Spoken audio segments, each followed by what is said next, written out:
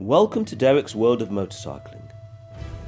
Today I'm taking part in a group ride out to the Lincolnshire Aviation Heritage Centre bike night with members of the VJMC Heart of England and Leicestershire sections.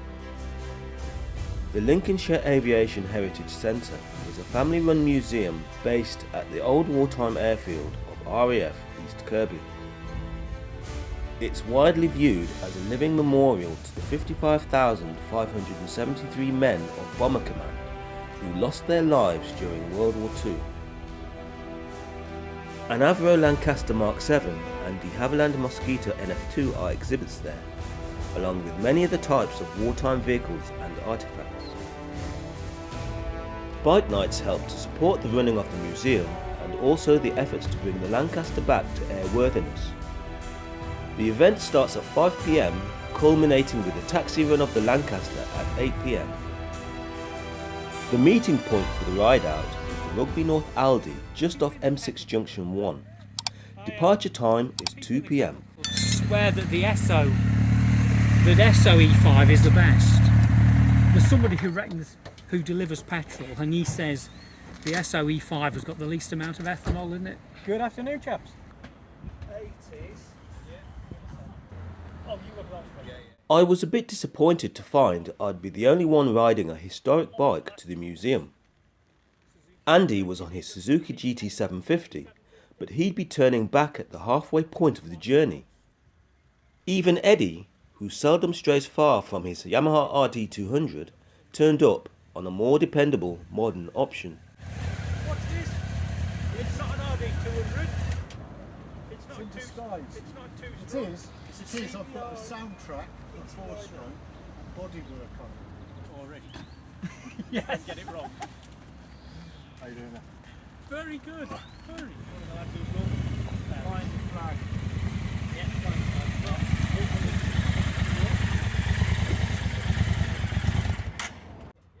I'll normally do the ABR festival and I'll just whack a 17.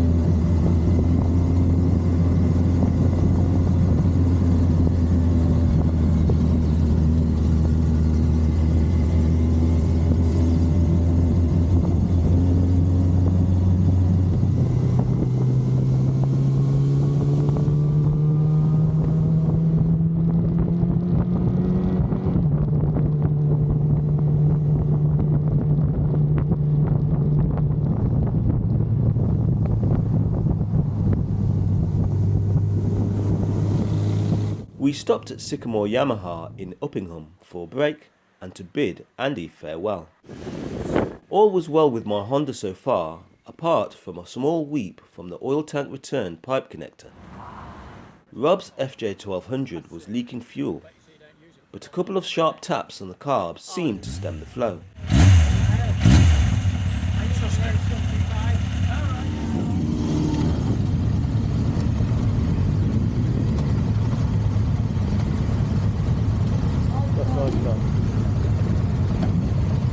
Good.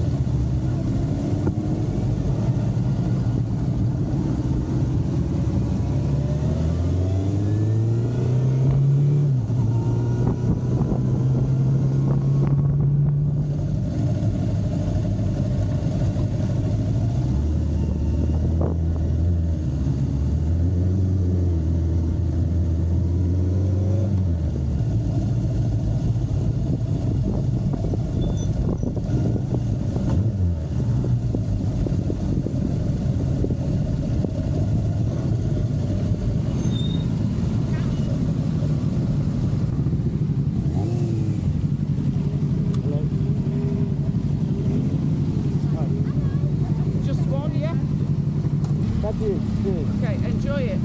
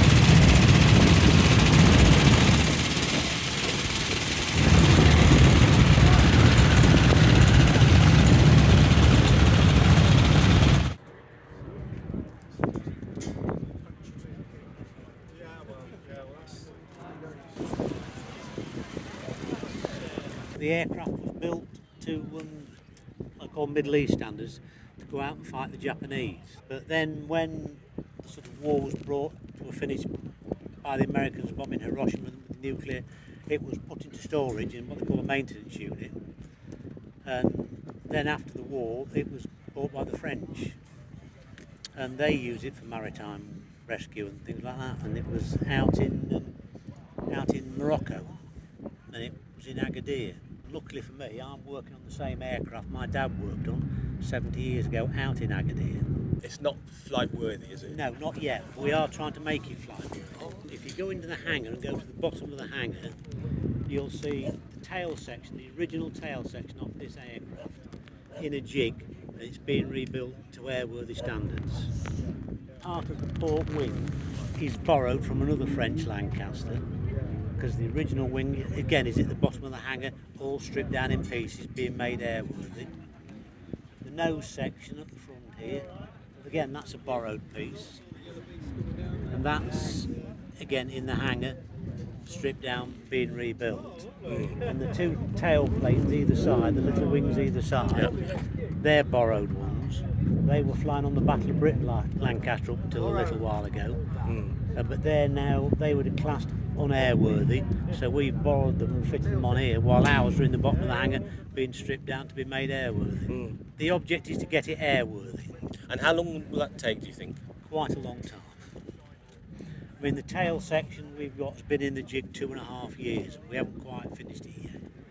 So we've got to do the mid-section, and then there's the starboard wing and the cockpit section to do. When that happens, she won't be able to taxi, because we haven't got any bits we can bolt on to keep it taxiing. Right, okay. At the moment, we borrow lots of bits and bolt them on, so we can still taxi to raise funds for it. But hopefully one of the other aircraft in the hangar down the bottom end of Mitchell, that might be up to taxiing standard to be able to taxi. The Aviation Authority are already involved and have periodic checks on a lot of the paperwork procedures and what we're doing. And a lot of the workforce are ex-RAF and some are even ex-Battle of Britain Memorial Flight people.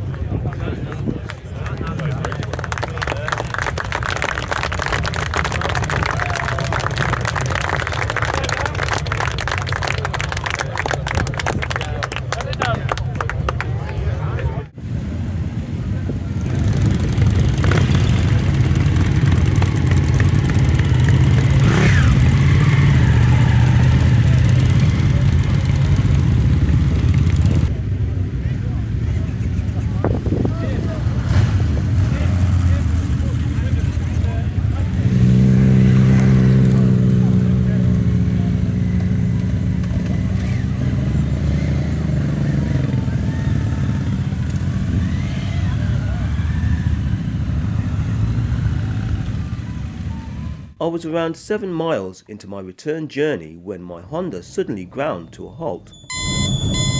It appeared that its electrics had died. I pushed it to the side of the road and was checking it over when it suddenly sprung back to life. Everything seemed to be normal. I was able to restart the bike and complete the remainder of the journey without incident. I eventually traced the fault to the ignition key barrel. The main circuit contacts were extremely dirty and the connector plate was distorted. I solved the issue by sanding the connector plate surface flat and cleaning all the connectors.